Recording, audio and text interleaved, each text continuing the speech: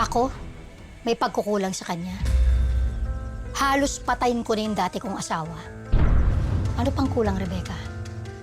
Ano pang dapat kong gawin para lang patunayan sa kanya mahal ko siya?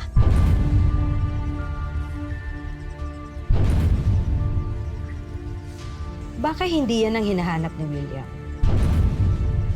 Laging sinasabi sa akin ni Angkong niya, a good counsel chooses a ruler to serve. A good bird chooses a tree to nest in. Hindi ako ibon, Rebecca.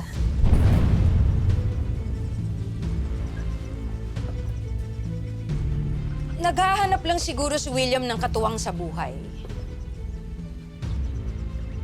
Isang taong mapagkakatiwalaan niya. Isang taong makapagbibigay sa kanya ng impluwensya at ng kapangyarihan.